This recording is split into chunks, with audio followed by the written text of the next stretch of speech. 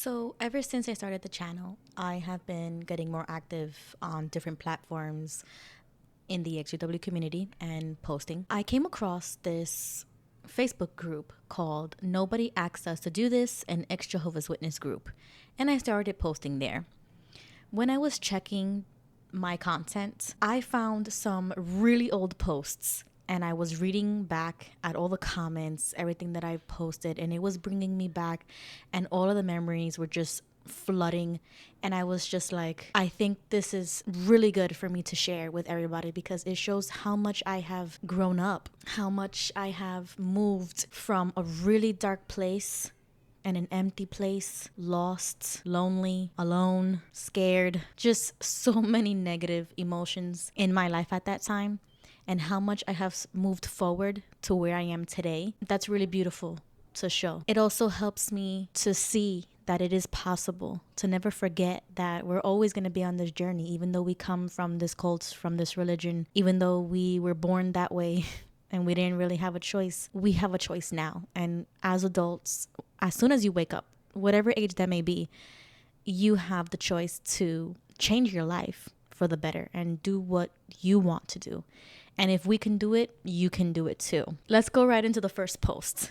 I posted this in September 2nd, 2017. It says, anybody from New York City? And how you feel about holidays? Next year will be my very first year celebrating most of them. I'm really focusing on my birthday because it would be like my first one ever, believe it or not. That one actually made me a little bit happy.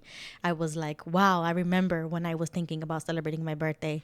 And that was also the first year that I celebrated my 4-year-old son's birthday. That was the year that we started to allow ourselves to do something as simple as buying a birthday cake, having some candles, blowing them out, and having a great night. It meant so much more celebrating our birthdays. And we kind of did it just ourselves, like in secret almost. It was like, this was such a just us type of thing. We enjoyed all of our birthdays ever since with just my like immediate family with the kids, up until recently that I started going to my dad's house for like Christmas and Thanksgivings and stuff like that, where I'm more comfortable to be with a group of people, you know, strangers, friends of friends, more extended family. It's really cool to see how we grew up with so many negative connotations to holidays and being scared of everything being pagan and bad and satanic and magical, demonic, that we finally moved so much farther than that and actually just celebrated for what it is.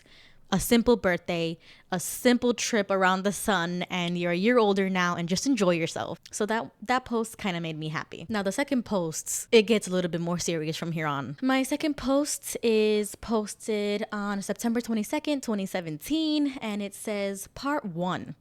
Just wanted to give my story so that others can find comfort. You will survive. And there is life after your exit from this religion/cult. There's nothing wrong with asking questions and proving to yourself what's true. I'm beginning to bring positivity here and on my own page.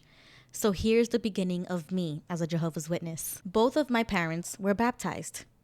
My father left and mother went in and out of the religion. By the time I was born, she was getting reinstated. So I grew up as a Jehovah's Witness for as long as I can remember.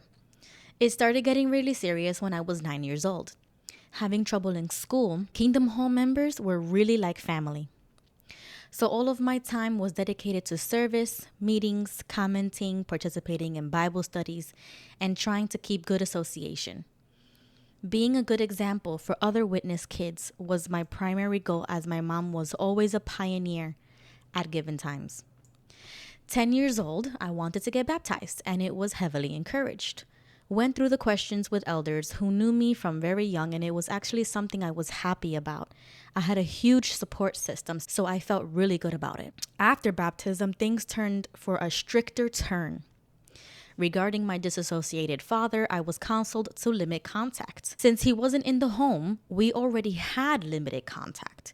So now it was twice as bad. Telling my father that I couldn't talk to him anymore really kind of made me feel like something I shouldn't be saying because we are immediate family. But, thinking that I'm doing things right in Jehovah's eyes, I went along with it anyways and continued to limit contact with my father. Until one day, my mom decides to move all the way to Florida from New York City. Moving this great distance would mean an even stricter and mandatory limit to other family, and gave her the ultimate and complete control of how I was raised. Now that I think about it, living so far away from everything that I know to be home was another beginning of a new chapter in my life, where things started to turn for the worst, because serving Jehovah was happy at one point and then turned into something that I didn't want to do anymore. In the next post, I will discuss Florida. For now, enjoy this and feel free to give me your thoughts in the comments. And then I posted a meme that says, "Today, I have the power to change my story." And just reading that again now in 2024, I feel so much sympathy for my younger self. That girl was in a lot of pain and all by herself. Sometimes I can't even think about it because I'm going to get emotional. So just giving a more context to the story. When I was 9 and dealing with a lot of issues in school, that was one of the main reasons to get baptized at 10 years old, was because my mom made it seem like getting baptized was going to fix everything.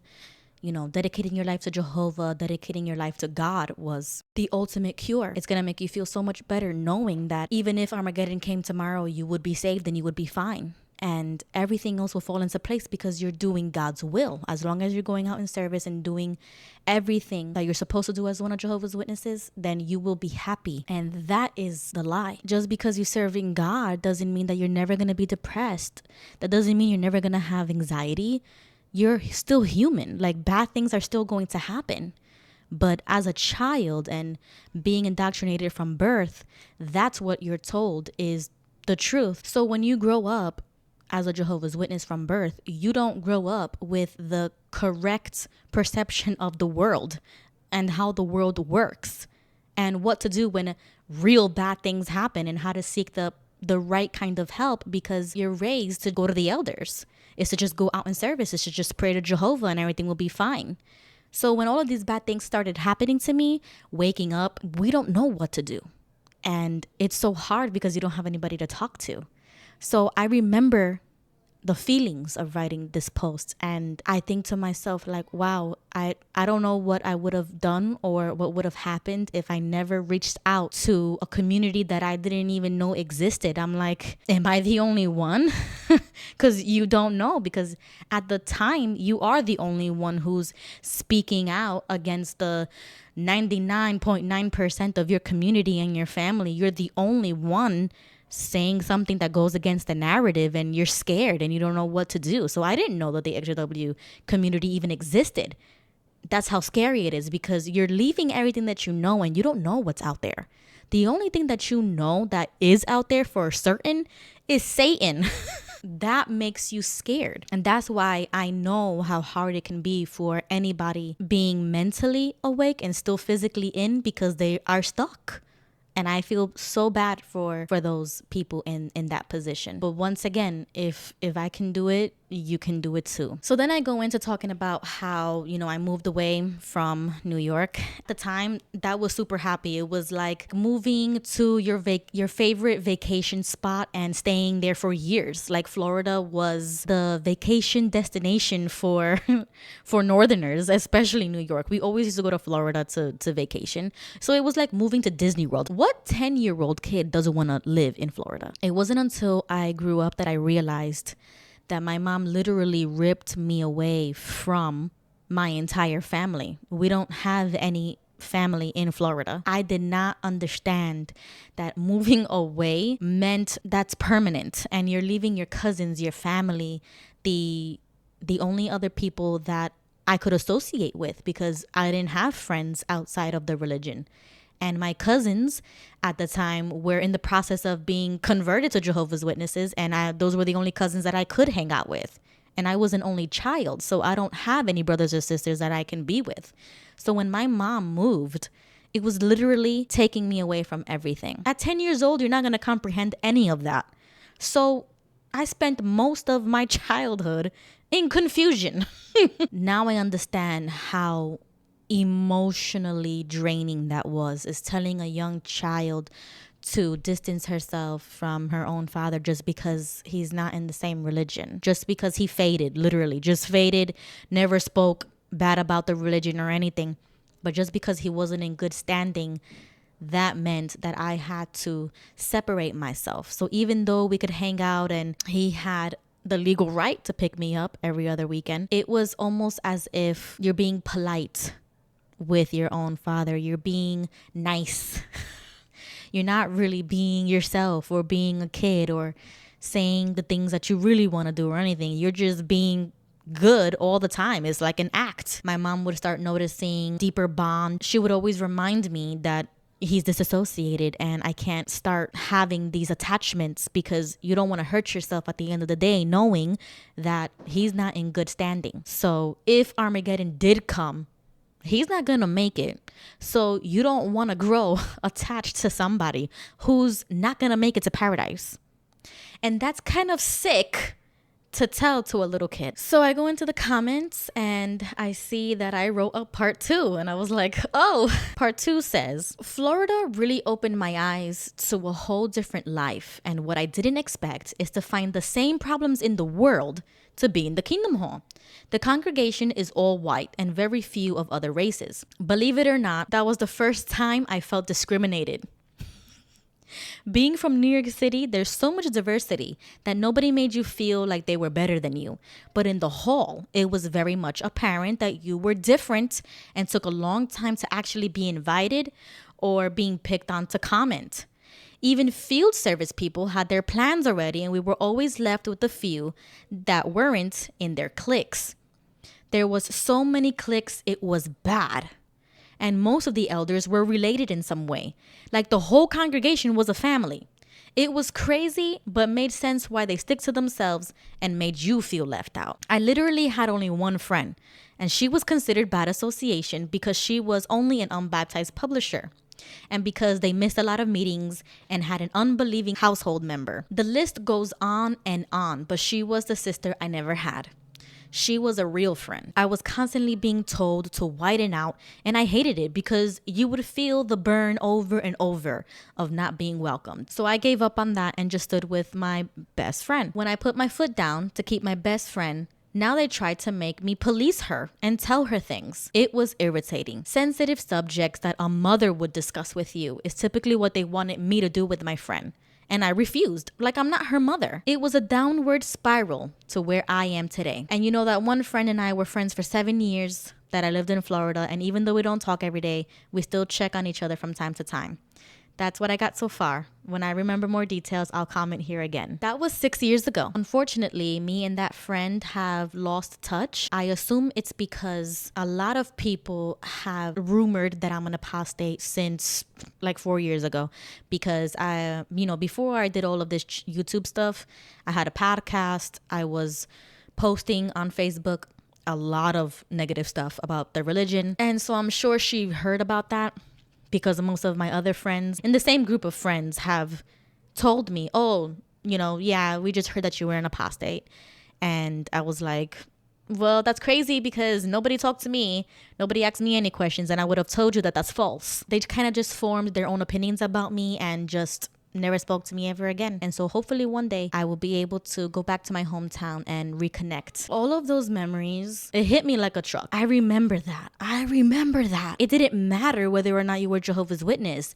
That whole unity BS that they be talking about, like in international conventions, and you could go anywhere in the world, and if you're Jehovah's Witness, you'll be welcomed. They'll say hi to you, but they're not gonna include you in their everyday activities like it was in our home congregation. And we started out in the Spanish. We were close. We used to go to each other's houses. We used to eat with each other's families. We used to have the book studies in each other's houses. Like we were so much more closer than what the English did. And it was so weird, and it was such a huge culture change. I talked about this a lot of times on Sergio's lives and on his channel. It was so much fun to go to the halls back in the day. Like all of my halls were fun and really good and nice people. So that's why it was even more shocking to me how everything was handled when everything came falling down for me, because I was like, these are really good people. And all of a sudden, at a switch, they changed. And sometimes they can go against you. And I'm like, whoa, I really view these people like my family. Now, the next post really got me. September 23rd, 2017. It's crazy to me that friends and family would actually tell me that this is not the time to be questioning anything. Why is it so bad to continue studying and researching to see whether or not this religion is true or false? It's like they want you to keep your eyes closed and just do whatever the watchtower says. And it's actually their choice if they want to unfriend me or not be in my life anymore. I haven't unfriended anybody or told them that they can't talk to me anymore. So easily they turned the tables. And then I included this screenshot. The worst thing you can do is look up lies about Jehovah's Witnesses. This ain't the time to be searching or looking to see if Jehovah's Witnesses are right or wrong. This is the time to strengthen your faith. Take it from the older ones that have studied religions and other groups for years. I've been studying 25 years, and trust me, the Jehovah's Witnesses have the truth. Be wise, Ruby, and change your heart before it's too late. Brothers and sisters will block, and I friend you for their own protection.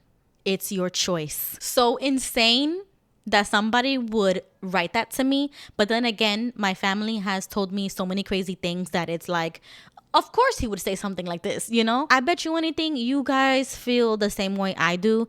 I mean, who says that this is not the time to be researching whether or not your religion is true or false? You should always be doing that. Once again, being a lazy Christian and not doing your research and forming your own opinions. I'm sorry, but I'm not going to do that. This is where ageism comes into play, because they always want to make you feel as if you're not smart enough because you're not old enough, you're super young, and you know what, you made a lot of adult decisions and you just don't know what you're doing. You're just making mistake after mistake because you're young. If you would just listen to your mother, if you would just listen to older people who have made those mistakes already and learn from their mistakes, you wouldn't have to be making these mistakes.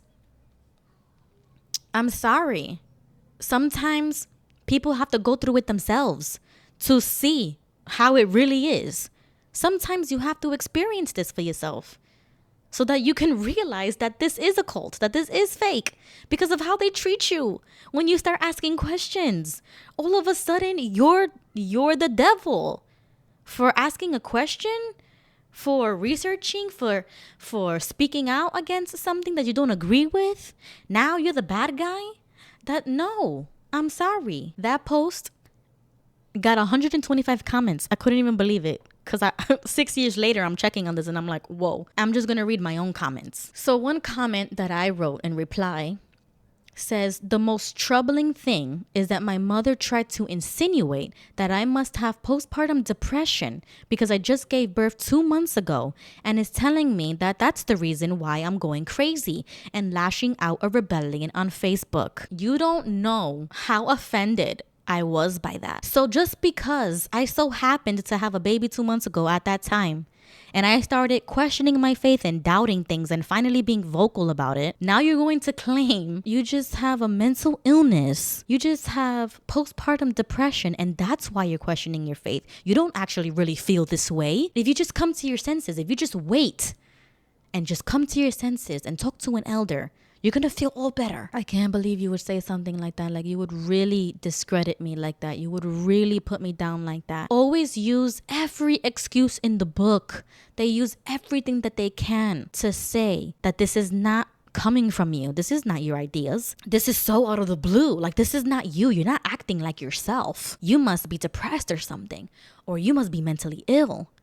And then they start going down that road, and that's where they get that you're an apostate, because for them, apostates are mentally ill and they're skeptical of everything and almost like a conspiracy theorist. Like, you're so way out there that you just have so many conspiracies about the Jehovah's Witnesses that are all lies. I could actually show you the proof, the court cases, but you don't want to see it because you're saying that that's lies, that that's Satan's system persecuting your religion. So you don't even want to see the proof. Then I write in another comment and I say, after all of these comments, I got a flood of messages saying to take down these posts from my personal page and that Facebook isn't the proper place to vent out my doubts. So I remember this because during that time, I was really ranting on Facebook. The only people that actually cared were the ones that were telling me, take down this post, delete this, you sound crazy, you sound insane. you don't know what you're talking about. Instead of actually having a discourse or commenting or calling me, your first thing to say was take down this post. So you know what? I actually am not going to talk to you at all. I'm not going to respect any of your opinions because the first thing that you told me was to delete this post. So why are you trying to censor my speech? We start going down this road of violating basic human rights. And this is what I talk about all the time. You violate my freedom of religion because you're shunning me for going to a church, even though I'm still Christian. So you should be happy about that. Now you are violating my freedom of speech because you want to censor me. You want me to delete these posts of my questions, of my ranting, of my experiences. Absolutely not. I'm not going to do it. That's how I used to feel. Like, I'm absolutely not going to do anything that you tell me to do. Like, I am an adult right now. I already have 2 kids. How are you still talking and treating us like children? I explained it beautifully. I said, here's the bombshell, people. It stunned me so much to find out what I was taught my whole life is actually based on imperfect men who say that God directs them, but then contradict themselves by saying that they are not inspired by Holy Spirit, but are guided by the Holy Spirit. Those are just different words for the same thought. So to me, this is how I reason. Well, if you're not inspired by God, then by what means does God speak to you if you're anointed by Holy Spirit, and only if God speaks through his Holy Spirit? That's how we used to view the anointed. How you gonna switch up the doctrine now, or the interpretation of what it means to be anointed? Like, that just pisses me off. That doesn't make sense at all. Everything points back to Holy Spirit, right? So this was already at the point where I was so angry at these people for just giving such stupid responses that I screenshotted everything and I was posting it. And I remember doing this on Twitter too, and I don't know if it's still there, but if it's still there, I'll do another video about Twitter. But this is the Facebook drama. So here goes what one of my other family members wrote to me on Messenger, which after this conversation blocked me, so can't even have a conversation or reply to it correctly because I'm blocked. So this message reads, Ruby, I just read your note and I am pretty much stunned that you are questioning things that, in all honesty, you should pretty much know all about and have studied thoroughly. Jehovah has used imperfect people to lead his people all throughout the Bible from the beginning to end, including writing the Bible. In fact, everyone in the Bible is imperfect aside from Jehovah and Jesus. And Jehovah's organization does not hide anything and never has. Your note is an action of apostasy in itself. No follower of Jehovah would ever do anything to bring reproach to his name or his organization here on earth, on any type of media, or make it into a public spectacle. Especially when the topic that you're choosing to bring up and you're talking about, you're completely wrong in. You want to converse about this. You sit down with an elder or sister that can answer your question absolutely 100%. Because there is a clear and pretty much very easy answer to what you're asking on social media. I'm very surprised that you don't know. The Bible is the truth, and there is only one organization on earth that is carrying out Jehovah's will. So if I were you, I really would think hard. First of all, I was born and raised in this religion, have several seats, because you don't even know the whole lifetime of a person. First eyewitness, lived experiences of being a Jehovah's Witness and then waking up and realizing that you were lied to since you were a child. But you didn't have a choice. You believed whatever your parents told you. And this was an adult convert who was a cousin of ours. And this is why I was like, you know what? I don't even think I'm going to answer this guy, because what's the point? You're talking to somebody who has been brainwashed over several years to convert himself and his whole family to become one of Jehovah's Witnesses. Because what? You had a midlife crisis or something? You retired from your career or something? Now you're bored and you need something to do? Like, no, this was my life. This wasn't something that I just decided to do. We are still talking about this to this day, how the governing body has always claimed to have Jehovah's Holy Spirit, to be anointed. How else does Jehovah talk to people in the Bible? He comes to them in a dream. He talks to them. How is Jehovah going to talk to you? Because obviously he chose you. He blessed you or something. He gave you his Holy Spirit to even be in the same presence as him. He doesn't just talk to anybody. There was a reason. And if the governing body is saying that they are anointed and that they give spiritual food at the correct time, whenever Jehovah does talk to them, this is where they get their new light. So are you saying that Jehovah was lying before, or that he made a mistake before and now we have to revise something? But guess what? The Bible doesn't change, never changed. God doesn't change, and he don't make mistakes. So let's stop acting like the governing body is anointed. They should just come out and say it. We're not anointed. To their own members, we are not anointed. Stop treating us like we have direct contact to God. We are not God's direct channel. We don't know where we get the spiritual food from. There's people in the writing department that do that. Let's get that done. But you grow up with that, I guess, like a superstition or something. Like you believe somebody is holy and anointed by God, and that's how they are spoken to by God.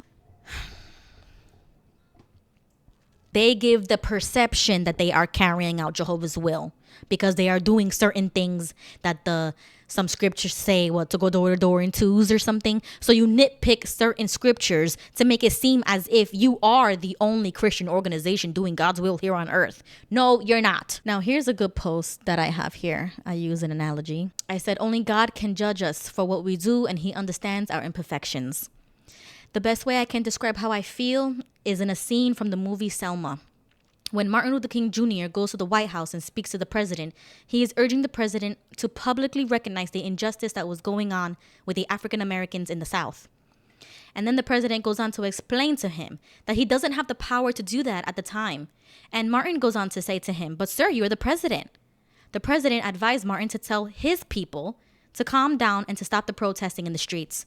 But Martin responded and said, we will stop protesting when you start bringing about the change we need. I feel like Martin in this type of situation when other people want to try to keep you down and shut you up. And sometimes you have to follow Martin's example by having endurance and prevailing until the end. And maybe one day I will be able to help others understand where I'm coming from. I still feel that way. This is the only thing that we can do. Protest. And there's so many forms of protesting. You can post, you can give your story, you can make videos, you can go to a real protest. You can do anything that works for you to show them that you're not going to stop until things change. There's got to be so many more born-ins that have gone through what I've gone through or worse. We have to band together. We have to form a coalition of all the born-in Jehovah's Witnesses and reclaim our lives.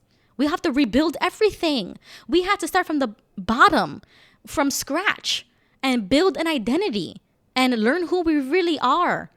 And sometimes I still don't know. Sometimes I have to make stuff up for me to do. Make a hobby. Do something that will ignite some type of creativity or curiosity into the world, because if not, you're going to be left staring at four walls. And I did that for a really long time. You don't have any friends. You don't have anywhere to go. It's boring. It's hard to talk to strangers. It's hard to understand pop culture, movie cultures, to get jokes, to get memes. It's like literally have to start from the bottom. And your first few years, you're always going to be telling people, I'm sorry, I don't know what you're referring to. The joke doesn't hit. The joke doesn't land because you don't know what the reference is. That's why I feel like, who are you to tell me anything? You were somebody who converted when you were an adult. This was a choice for you. And you're trying to censor me and trying to tell me that what I got is wrong. Meanwhile, you don't even know what's going on in my own head, in my own life, where I have to build from. I don't even have a foundation to build from. I got to create that too. Because I'm walking into a world that I wasn't trained for. I wasn't raised to survive in this world. I don't know how to get a job. I didn't go to school. I didn't go to college. I didn't graduate from anything. I didn't have to leave my comfort zone or work on projects with other people. I didn't have to deal with any of that. So I am walking into a trap. I'm set up to fail. You fail, you feel bad about it. You feel like, damn, I should have known better. But you can't blame yourself because you have to remind yourself about literally everything that I just said. And then you grow from that. You learn from your mistakes. However many times you have to make them. That's how you learn. And unfortunately, you would be learning that as a child and you would grow from it. But you're doing all of that and you're a grown-ass adult. And sometimes it doesn't roll off your back as easy. And it's embarrassing because you're an adult and people are looking at you like you should know better, and that you should know these things, and it's like you don't even understand. You don't even understand. You have to keep on explaining these things to people, and sometimes it gets so tiring that you don't even want to do it anymore. You just want to stay in bed, or just never talk to anybody ever again, or present yourself to the world as if you were never a Jehovah's Witness at all, and just become a completely different person and never mention that life ever again. And I understand it. I understand if people do that. Like, I know of a friend who literally said that. Like, I don't talk about that stuff anymore. I moved on. And I'm like, yo, that's great. That's even better, because sometimes I wish I can do that. And it's like, I can't. Sometimes I can't.